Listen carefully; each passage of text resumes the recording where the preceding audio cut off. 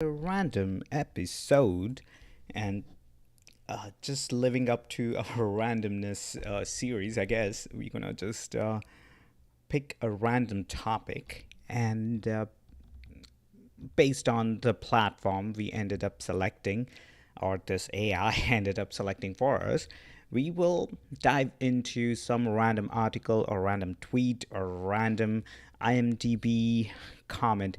My personal favorite, I like all of them, but today I am hoping that we either land on IMDb or Reddit because I haven't done Reddit ever, and haven't done IMDb in a while. So let's see. Hopefully, it lands on one of those two. And I'm sure, like, whenever I tell that, I kind of jinx it, and oh no. So perfect. We're gonna do Reddit. Nice. Reddit is awesome, and obviously, I haven't picked any of these things. It's murdered by words. That seems kind of a good group. Let's see.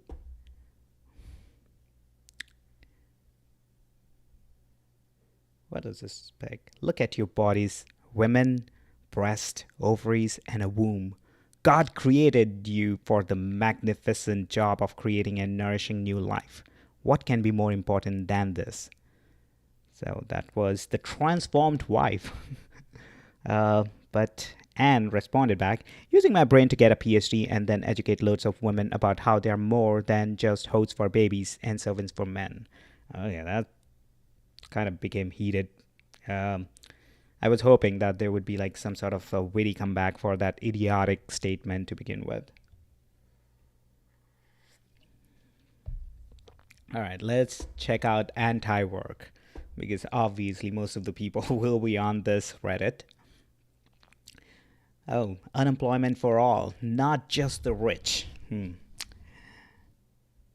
So, what's with the double standard? What is double standard? Let's see. You ever noticed that it's socially acceptable to tell poor people how to spend their money, but when we ask the rich to stop hoarding wealth, the response is, it's their money.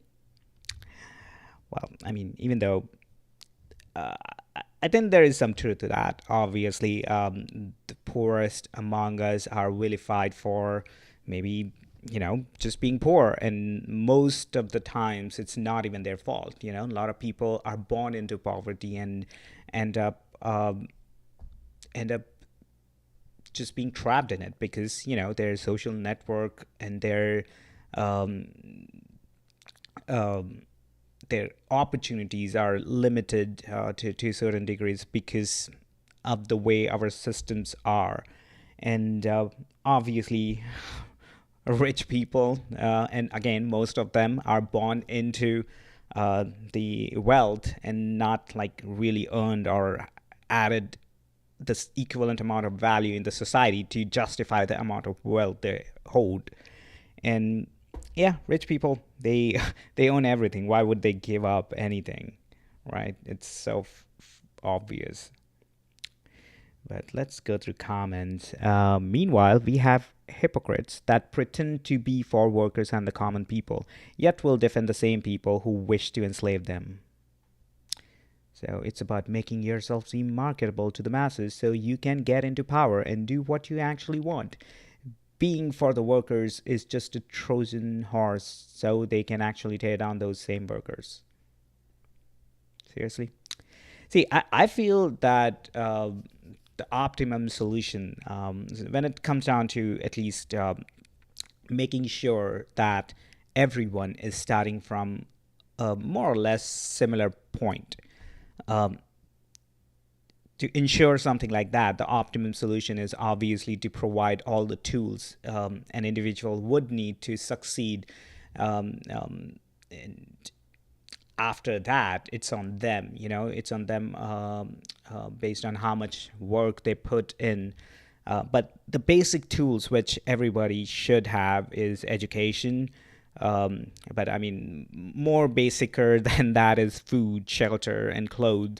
And house. So shelter is house. But having those, the very basic foundation of human need is met, helps people to kind of look out for more opportunity instead of like just be trapped in their um, I guess income spending cycle, because especially poor people, they make less money to begin with, and they end up paying more for everything because they have to buy one meal at a time, or whatever. Whereas the rich people, they have a lot of money to begin with, and they can buy more in quantity and save in terms of money. And likewise, you can go on the entire list of disparities between poor and rich, but that's not gonna change anything. I think the only way to change your circumstances is to change your mindset, and it's not easy to do that, and especially if you have a deep-rooted patterns which you inherited from your, say, family or neighborhood or social structure during your formidable years. That patterns will stick with you for a very long time, and to a large degree, I mean, I'm still trying to process, more than process, trying to get over the patterns which I absorbed when I was a child, especially when it comes down to money. I grew up in a family which were on paper rich or wealthy, meaning I shouldn't say like rich, like 1% rich or wealthy, but we were like, just a middle class family, or maybe upper middle class family. So I'm grateful that growing up I didn't have to worry about food, shelter, clothes, the basic necessities of life. And of course, there were a lot of other emotional shit I had to worry about. But even with that basic foundation, I felt like my family particularly have a different mindset when it comes down to money. And that mindset is more coming from scarcity. And I'm still kind of, I still have some of those patterns engraved in my behaviors and lifestyle. So I have to constantly take a look at different situations, and uh, have to correct myself if I'm reacting from a scarcity mindset, and then I have to like correct myself and act with more abundance mindset. And it's not easy. It's not easy. First of all, you gotta be attentive uh, to be able to kind of uh, I guess you got to be aware enough to kind of figure out if you're messing up somewhere with your scarcity mindset. Uh, or let me rephrase. Like, first of all, you have to be observant whenever you get into that scarcity mindset. And that scarcity mindset is not necessarily just limited to money. It is actually expanded to a lot of other areas in life. And I've found myself, in a very unique situation. Uh, because especially when it comes down to money, the scarcity mindset is more prevalent and more obvious. When it comes down to something else, maybe like I don't know, like sharing food, or maybe giving someone a ride, or helping out someone, and those are all kind of like the abundance mindset, right? Because you have abundance opportunity, and you're just helping out people. If you're giving them a ride, for example, without charging them, then that's an abundance mindset. But it's not super clear when it comes down to these things. I guess it's all relative to an individual as well. Wait, all the Starbucks employees at the Austin airport just walked out. Okay, what happened? This thread has been logged. Okay, so what happened? What happened? I was flying yesterday and there was a Starbucks not due to open until 6 a.m. At 5:30 there was a line of around 12 people waiting. One guy in his mid 50s approached the counter and was told, "We are still closed." And he scoffed at the woman working and made some remark about how ridiculous that was. I was watching a show, so my attention didn't stay on the store. But when I turned back around, the line had all had their orders taken, and it wasn't even 6 a.m. yet. So these workers opened early to satisfy the mob. So many passengers are so ignorantly ruthless and cruel to airport staffs in all various jobs there. Mm.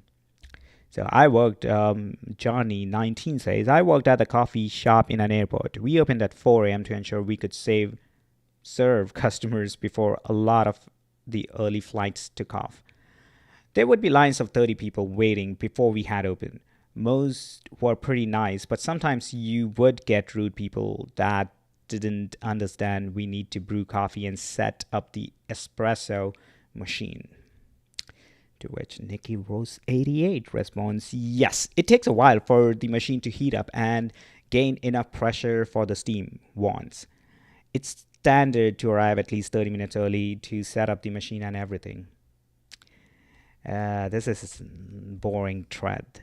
I mean, I was hoping that we can find the reason why they all walked off.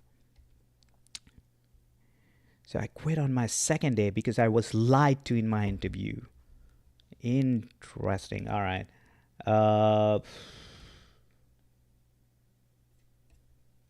Wait. This is painful. I have to log in to read the entire thread.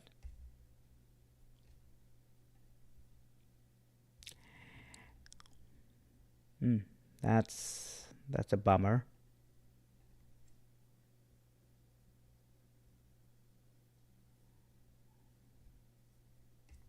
That's a bummer. And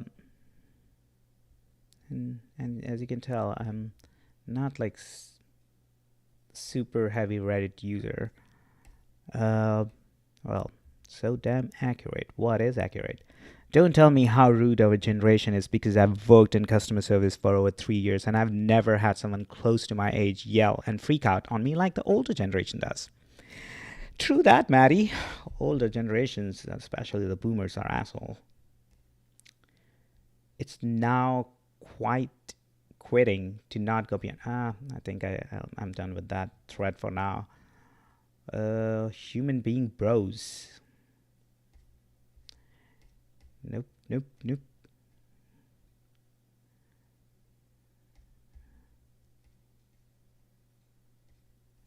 I want to check something controversial. So obviously, politics is the good way to go.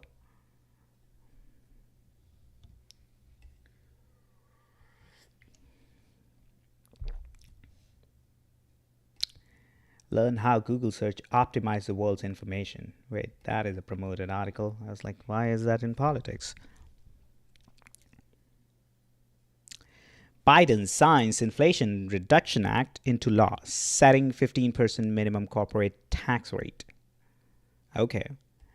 And let's see what or how people gonna cry over that.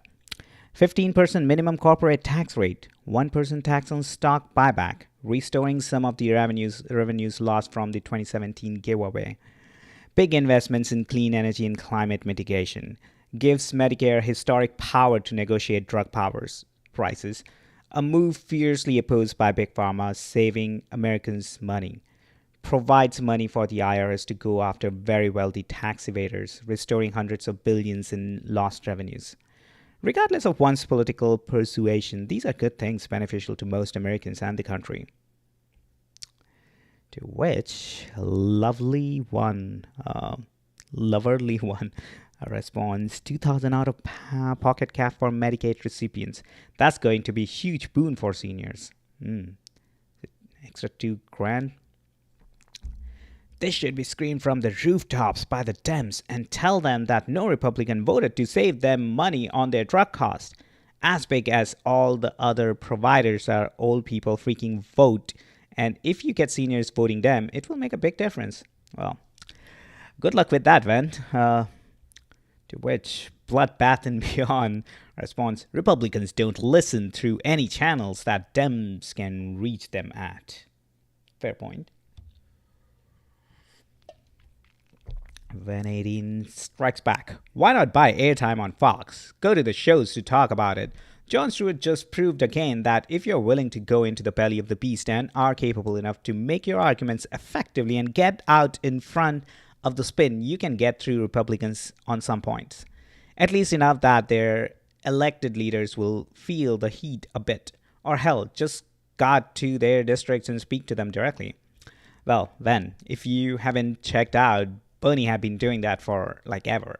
And he did as recently as like a couple months back. And I'm not sure how left do you think you are, but if you're not aware of that, um, then you're pretty locked into the whole mainstream Dems, which are borderline corrupted as mainstream Republicans.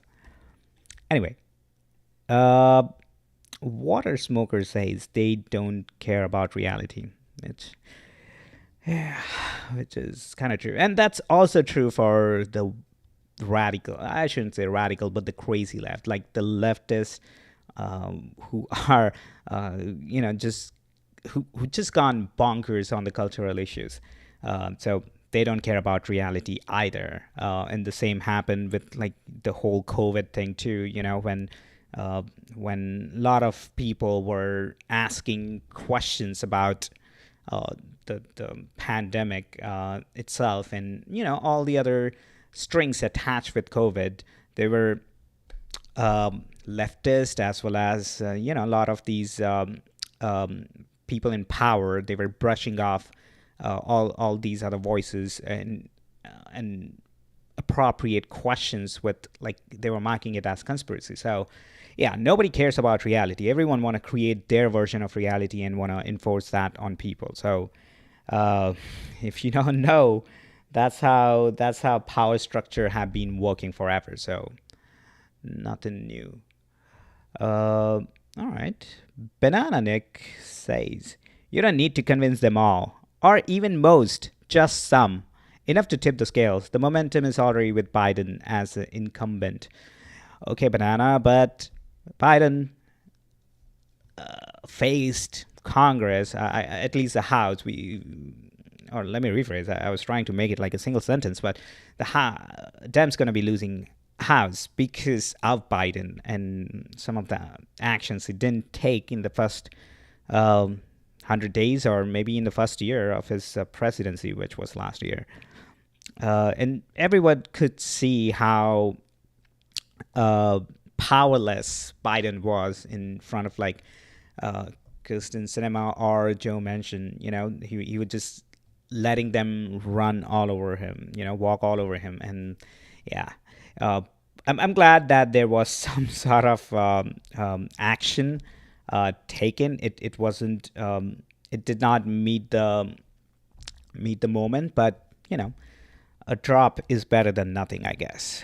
But the problem is now, uh, for years, all of these politicians will be quoting that they passed this Inflation Reduction Act, which helped like climate and all that other thing, and they probably will be reluctant to give more money to the industries, or to the the organizations to which can mitigate, or research and create more sustainable products.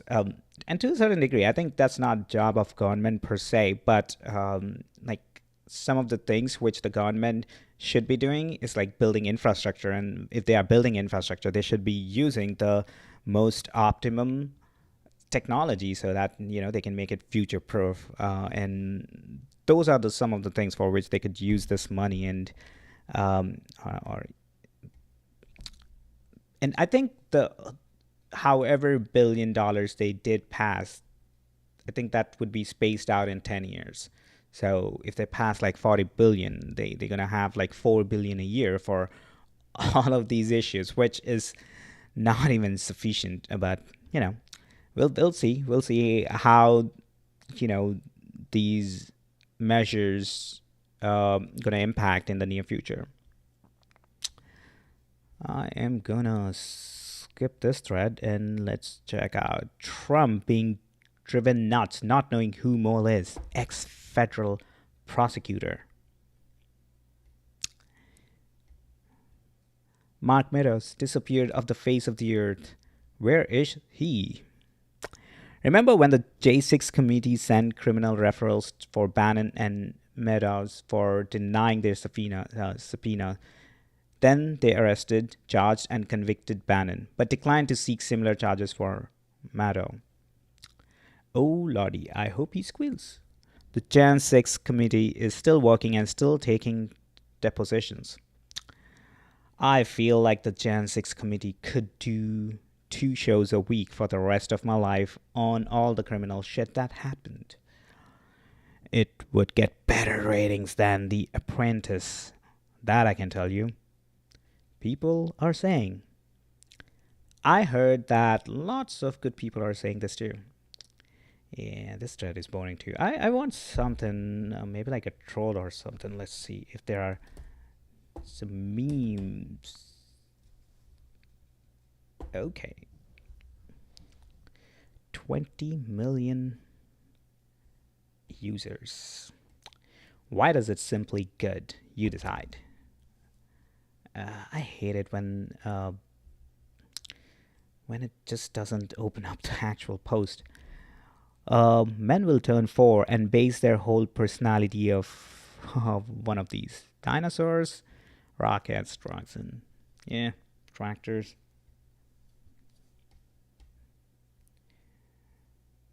Mia for kids, Mia for adults. Yeah, can't disagree with that.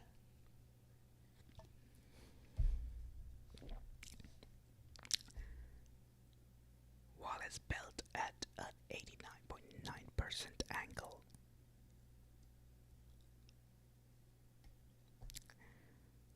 Cooking show contestants spending hour to cook the food. The celebrity judge after smelling it. Well, that's a good funny meme. 4 Michigan men arrested for driving a horse and a buggy while drunk. What? They look like the villagers in Shrek. Them, that's permanent, right? Mm. Mom, why you never play with the neighbor's kids? The neighbor's kid. Puffer fish. Whenever a minor inconvenience happens. I was hoping it was like some sort of dolphin reference because puffer fish apparently have some psychoactive substance in it, and dolphins love to chew them. I don't know if they chew in the sense like if they just, you know, put it in their mouth and then spit it, or if they kill it and eat it. Who knows? But they get high on puffer fish apparently.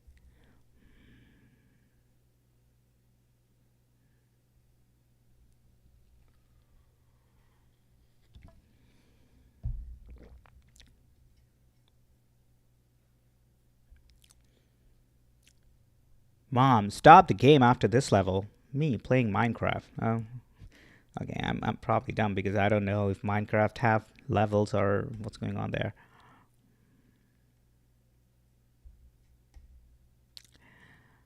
Puppy-like cuteness, cat-like agility, intelligence of a higher mammal, dumpster diving of a hobo. That's a raccoon. Interesting. Yeah. Raccoons are kind of raccoons or raccoon. I don't know. Raccoon is probably how we pronounce here, and probably that's the right way to pronounce.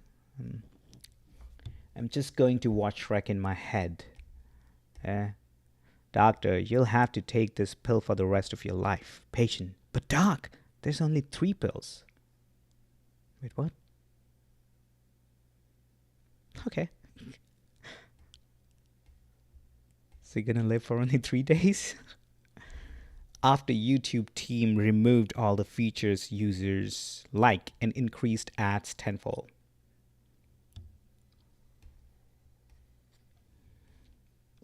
Cripple kid getting bullied. Me. You should really stand up for yourself. Okay. That's funny. The banana heist is a go, gentlemen. UFOs and ghosts after the invention of high resolution cameras. Valid point. The left wing said they'd abolish poverty. Right wing said they'd abolish bureaucracy. Odin said he'd abolish ice giants. Where are the ice giants? Vote Odin. How many hugs do you need a day? 8 hugs. Family therapist Virginia Satir once said we need 4 hugs a day for survival. We need 8 hugs a day for maintenance. We need 12 hugs a day for growth. That's so stupid. When you say that he's just hot leaf juice to a British person. I don't think British people were so much into tea. Girls are, I mean, I know they are into tea, but not like the authentically made brewed tea, I guess. Because a lot of the way a lot of native countries, native is probably the wrong choice of word, but a lot of tree going countries drink teas much different than how we use it here with like just hot water and tea bag. That's not how you make tea. You need kettle and everything. And I bet like in back in the day in British too, like they used to use kettle, and honestly I don't know if they still do because I've never been there. So I think I should stop talking about British culture without knowing anything about it. All right, so girls after being called pretty several times in one day. Boys remembering that one time someone called them handsome years ago, and it was not their mom. When your friend forgets to mute his mic in the party and you hear the PH intro, Pornhub intro, I believe. This was forged by the gods. Okay, I gotta wrap up. I gotta be somewhere. So this was fun. I mean, just luck with this. Good luck breeding those lions. That is kind of funny. Yeah, that is that is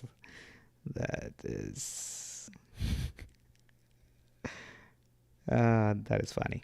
All right, so well, thanks for joining me for this whatever random episodes. Yeah, until next time,